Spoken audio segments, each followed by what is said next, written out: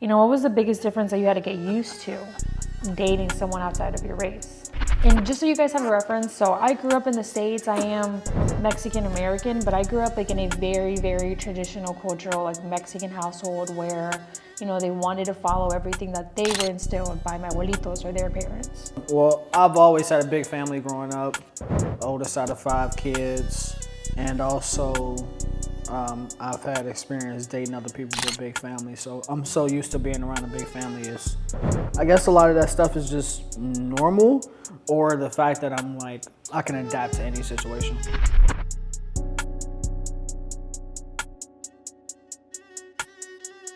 Welcome back, you guys, and if you guys are new here, my name is Jasmine. My name is Matthew Cone. And this is the 1% Better Everyday podcast, where we share our wins, we learn, we connect as entrepreneurs doing life together.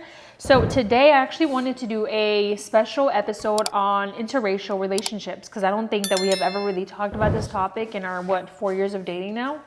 And I think that there was a lot of just experiences or just different things that we had to learn along the way. And I think it would be cool to talk about it for other people, because I didn't really think that it was ever a thing for me, but you can talk about your experience and my experience. So I was listening to a podcast, and one of the girls that was doing the podcast, she had questions come in.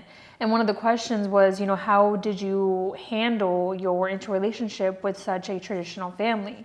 And I know for me, this is something that I discussed with him, with having a Mexican traditional family, it was always marry inside your race, or, marry someone from the States, just because it was considered that, they were wealthy or they had privilege or whatever the case was. Again, I never really grew up thinking like that, because I always grew up with the mom that said, you're going to love whoever you're going to love. And she didn't really, ever make it a thing of you have to marry inside the race. But I guess for you, what was your experience or background on that? Are you a service-based entrepreneur that provides some kind of service, but you don't know how to create content in order to convert someone from following you into a paying client? I'm going to tell you exactly what to post in order to start generating more leads, attract high-paying clients, and get more DMs than you can possibly answer. I will help you how to find your niche, how to find your target audience, and craft offers that will attract top buyers every time you go to make a post. Text me content to 513-516-7332 to learn more on how you can get mentored by me for only $99 a month. I'll take a look at it from my parents' side. There was no vision. There was nothing really talked about. I kind of just take it as face value, you just love whoever you love. And then coming from your side, they've always shown love for me, so I don't really have an opinion on it, because it never really affected me, I guess. Yeah, and that's why I wanted to speak about it, because even though it doesn't affect us, it does affect other people. So we just want to talk about our experience and how we handled it. Just so you guys have a background, Matt wasn't the first, African American guy I dated.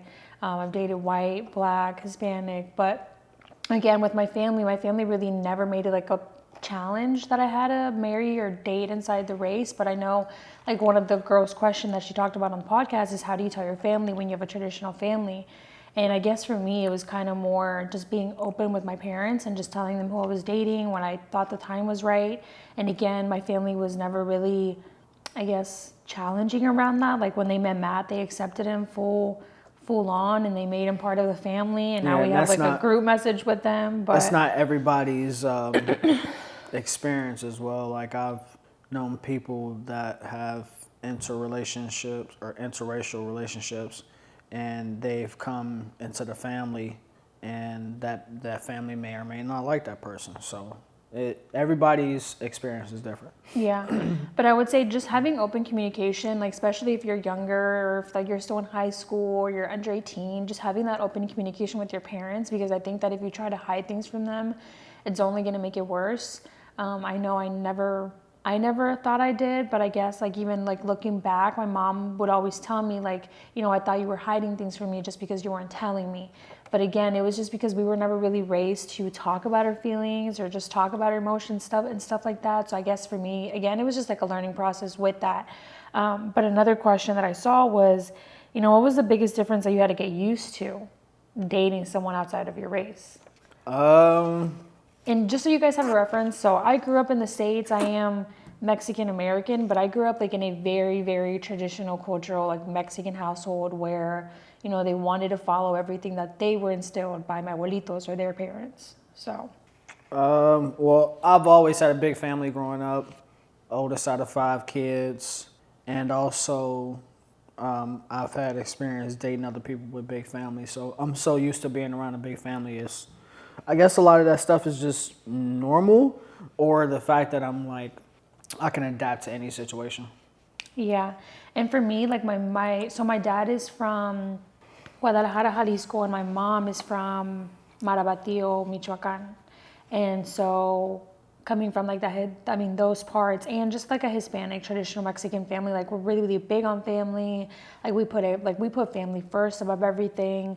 And so, I guess you were kind of already used to it, but I think you saw that when you first met my family. Like I have a really, really big family, especially like on my mom's side and my dad's side. And we have family like You actually really don't. well, you haven't met them all. Like, You haven't met I feel them like all. I've met a lot of your family, and I feel like, and I think it's just me growing up with a big family. Like, I've always had a big family. Like, like even because I grew up in a church, so a lot of people that wasn't really blood members, like, was family. Like, we used to go over church members' houses. Like, we did all that. So I'm like, I guess I'm like really used to it. Yeah. So you don't think my family's big? No. Really? I honestly think you have an average sized family. Really? Yeah. Even with all the people you met in Mexico? Yeah, for sure. That was only my mom's side though. You still haven't met my dad's side. Yeah, that is true. I haven't. Like Yeah. literally nobody. I don't think I've met anybody from your dad's side. Have Yes. No, not really. I? No. That's crazy. Not really. Yeah, so when we went to Marabatío back in December, we went back to celebrate my cousin's quinceañera. And so you guys know how quinceañeras are in Mexico, like invitan todos casi del pueblo, a todos sus amigos, su familia, todos los primos. Y todos los primos fueron, and so it was like 100 people. It was a little bit over. It was a lot of people. It was a lot of people. It was a lot of people, I yeah. thought it was like a little bit over 100. Because your aunt's house is so big, it was able to fit so many people in that area, the outside area. Plus we had people outside, inside the house. Like, yeah, so if you guys have been to Mexico and if you guys have been to Marabatío, you guys know what the houses are like, pero tienen la casa y luego tienen el patio y a veces tienen como el patio arriba. So there were literally people everywhere, and we had like about 100 people or more. And then like la banda vino en la noche, and there was just a lot of people. And so anyways, that was my mom's side, but he still hasn't met my dad's side, so I just think it's interesting that like you're already used to it, because that's something I've always been told is you have such a big family. Or not really. Yeah. And that's just because, again, like me growing up, I've always been around a bunch of family members, like, because all my family from Georgia. So like family reunions and just how many people actually stayed in the neighborhoods that we was able to go to different people's houses. Mm-hmm. That's why I consider your family not big, because I was used to going to like 5 different uncles' houses or 5 different grandma's houses. Like, Yeah. That's how it is in your family. You got a bunch of uncles and you got a bunch of aunts, Yeah. and all of them got a bunch of kids. So Yeah, like even cuando estábamos en Mexico, my mom would be like, "Oh, esa es tu tía, esa es tu prima," and I'm like, "Oh, I haven't seen them in literally years since I went to Mexico, because that was the first time I had been in almost 14 years to Mexico." So my mom that was just, crazy. Yeah. Like every time you say that, I'm like, you really went almost 15 years not going to Mexico. not going to Mexico. That's crazy. Like you really like think about that. Like that's crazy. Yeah, pero bueno, todos los que me conocen, like ustedes saben que y en la casa siempre hablábamos español, como mi papá siempre nos decía que no habláramos inglés en la casa. So even till this day, like that's something that I really, really appreciate that my parents just instilled in me, because now, I get to carry 2 languages. But going back to the languages, do you think has it been hard learning Spanish, or? No, I think it's something if you put your mind to and you use it every day, then you'll actually understand it. If you're not using it every day, you'll lose it. Unless you got like a really good memory like me, then you'll lose it easily. Yeah, like my whole family speaks Spanish. Mi mamá casi habla español todo el tiempo en la casa, mi papá igual. And so my mom just started like learning a little bit more English. I want to say like in the last 5 years, like fluently. So she's been talking to us in English now. Yeah. But I keep telling her, I'm like, stop talking to Matt in English because he needs to learn. But along that, like, okay, what was like the biggest differences when it came to food? Because I know you said that like you were already eating some of the stuff I was eating, but I feel like I did introduce a lot of variety to you when it comes to food. Yeah, the biggest difference is like mole, a lot of soups, and just being able to be. We went down to Mexico, seeing your aunt like make fresh tortillas. Like that was cool seeing. But it's not like I've never seen something being made fresh before. It just wasn't tortillas. Yeah. Like tortas, different types of juices. Like that's probably the biggest thing is the juices. And ice cream, big difference in ice cream. That's like a whole culture. Yeah. I feel like I'm missing something that like really stuck out to me. Meats, maybe? No, because I had two really good friends growing up in high school. One was Dominican and one was Mexican. I was over Luciano's house all the time with their family. So like a lot of this stuff I was already used to because of how many Hispanic friends I had growing up. Like Ernesto, Luciano, and then I was over at Angela's mom's house. They made me Dominican food all the time. So Wow. I'm just like used to it. But that's not everybody's experience. Like not everybody gonna come in. People gonna come in and be shocked by like maybe the spices or something like that. But if you're not used to it, you're just not used to it. Yeah. That is one of my favorite things about like just our relationship and us and dating is that he loves Hispanic food and he loves like Latin American food. So we can try so many new food together. Like when we went to Florida, we tried. Empanadas. Yeah. We tried comida de Argentina, comida de Honduras, comida de Dominican Republic, comida de Puerto Rico. And it was so freaking good. But I think Dominican Republic was my favorite food. Yeah. Just because of the plátanos. Like the plátanos are different. And I don't know what the dish is called, but when we ordered it, it was so freaking good. And I don't know. Oh, and Cuban food. Cuban food is really good too. Again, being in Miami, the fresh juice. Like that's like the biggest difference. Like especially getting introduced to Jamaica or Chata. Yeah. Drinking fresh pineapple juice by itself. Like a lot of the Mexican restaurants I've been to, like super heavy base, like fresh fruit smoothie juices. I told him like if we could move to Miami for like at least 3 months, 6 months, I would love it just because there's just so much food that we don't have here. Oh, we got to plan out our Miami trip for December. Yeah, in Arizona there is a lot of Mexican food, but that is one like difference you guys are going to notice, especially with like Latin American countries and just Hispanic. I guess you would say states or origins, is that all of our food is different but similar, and you can't always find the same thing like in the same place. For example, like in Arizona, we have so many Mexican roots here. There's a lot of Mexican food, but even then, like it's not always the most, I would say, like straight Mexican, and you guys know what I mean when I say that. But it's really, really good still. But again, that's just what I love about Florida is like there's so many different variety of foods and cultures down there. Like you can learn so much and you can just see that. But yeah, speaking of going to different places, talk about Little Mexico when we went to Chicago. Oh yeah, and then I don't know if it's that was probably like, oh shit, my girlfriend's Mexican moment. Oh really? Yeah, that was the oh shit moment for me. It wasn't meeting your family. It was probably going there. Really? Yeah, because most people haven't never seen that before. Ain't never experienced. Well, going back like to my parents' house, like one thing I used to always get told growing up, like by anybody that came over, is our house was so different.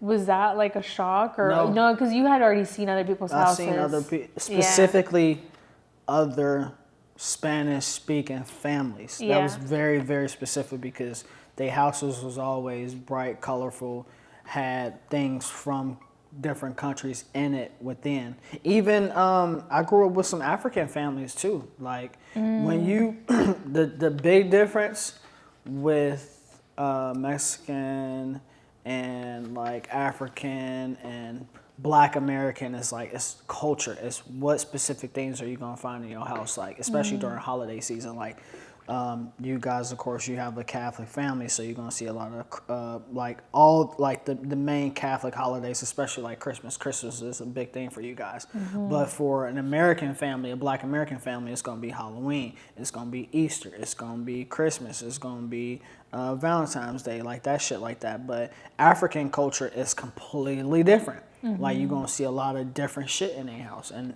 I was able to grow up with a lot of different cultures. Yeah.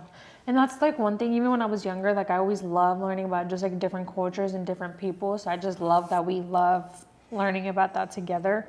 But yeah, going back to Chicago. So if you guys didn't know, there's this little part in Chicago, I forget what it's called, because I don't want to get it wrong exactly, but I'll put it in here somewhere. Wasn't it nicknamed Little Mexico? And I'm not 99, I'm not 100% sure, but it's como un pueblito, and in the pueblito in Chicago, it's a small city, and like it has everything Hispanic, everything, I want to say Mexican, because most of the stores are Mexican founded. But it is just like a whole little area of Mexican stores, restaurants, plaza. The gas station was ran by a Mexican owner, was Mexican. The police officers was Mexican. The store attendees was Mexican. And then that was my first time actually seeing, I don't know if you consider that a Mexican market, but when you go into the mall and you see all the shops and stuff like that, that was probably like my first time seeing some shit like that. That was like, oh shit, like damn.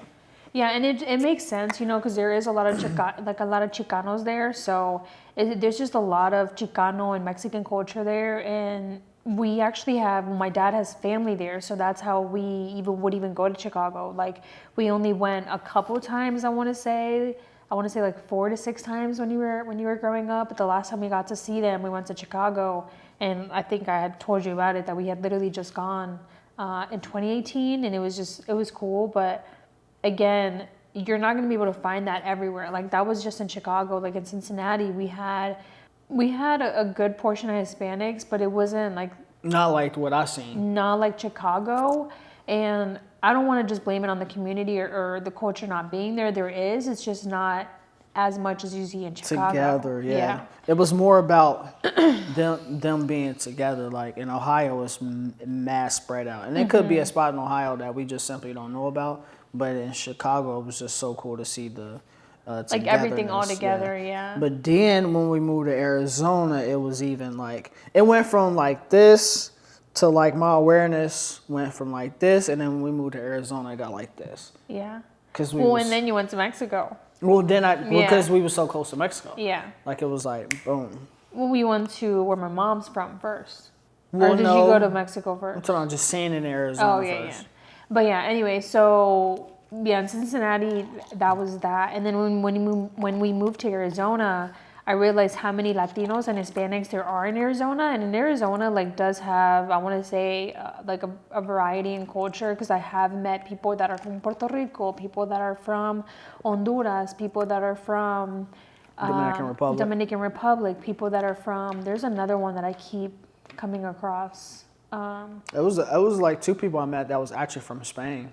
Yeah, there are a couple people from Spain, but there's just so many different people and just, you know, just different cultures here too. So I love that about us, because I think it's also because we live next to Cali, and so many people from Cali are moving to Arizona. But there's a big Jamaican culture here too. Oh, there is. It's a really big Jamaican culture here. I love that, because then you just get to try new foods, you get to learn from different people, and I think it adds to your knowledge. This is your first year trying bean pies. Experiences, yeah. And it was so freaking good. Last year, it was so good. Yeah, we gotta go. I feel like we just tried something new recently. We tried octopus this year, or was it squid? I don't remember trying that. You tried it. I tried it. It was crunchy.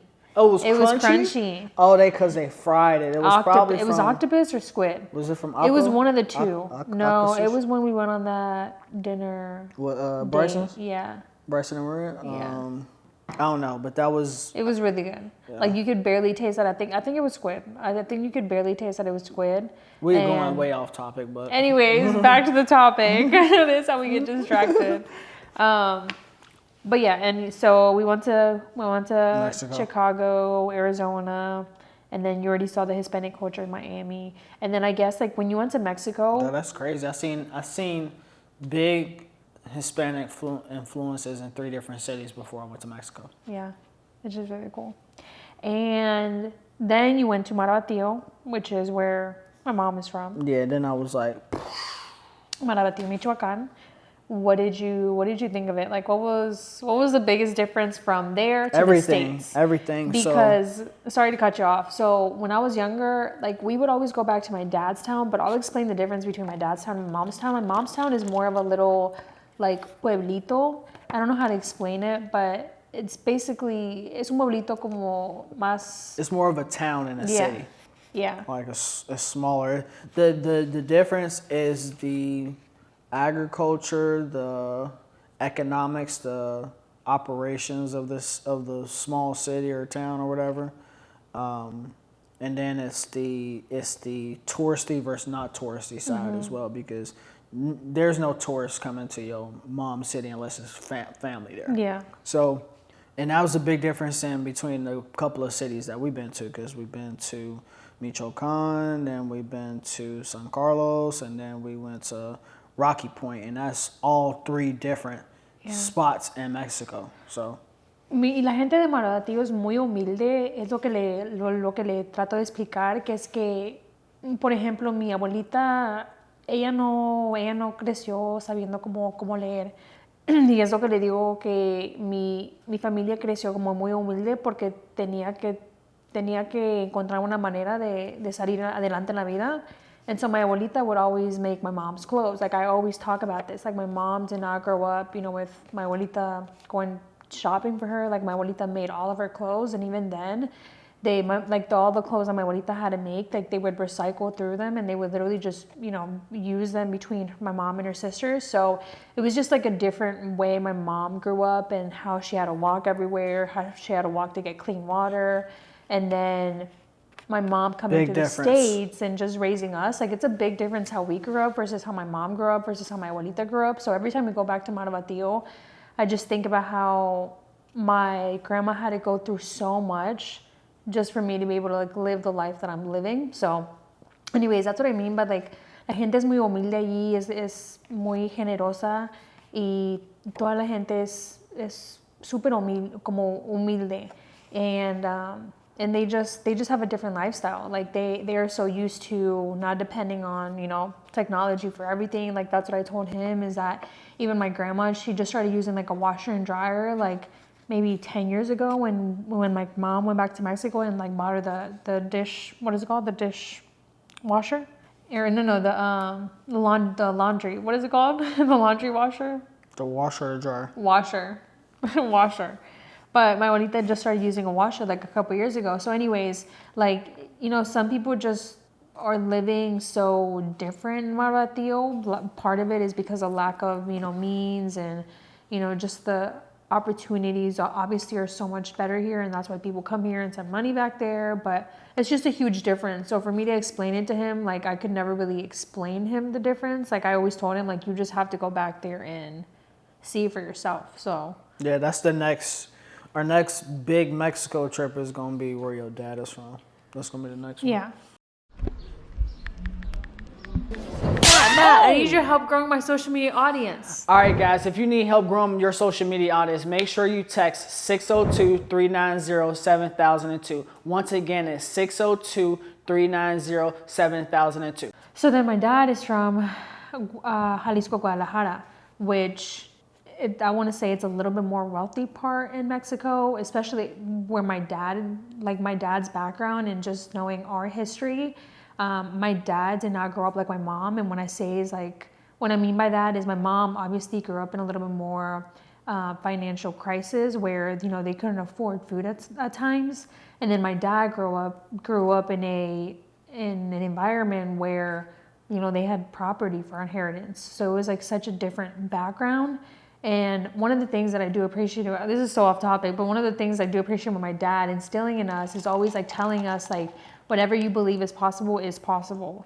And even if, he might have his fair share of limiting beliefs, that is one thing that I do appreciate about how like differently we grew up is my mom would always tell us like, you know, don't spend it all, save it all on a rainy day, or just, you know, don't forget where you came from. And then my dad would always tell us, well, like, you know, we were born in abundance. Like, you deserve it. Like, you work hard for this. Like, you deserve to spoil yourself. But anyways, it just goes like to show the difference between the two backgrounds and where my dad is from.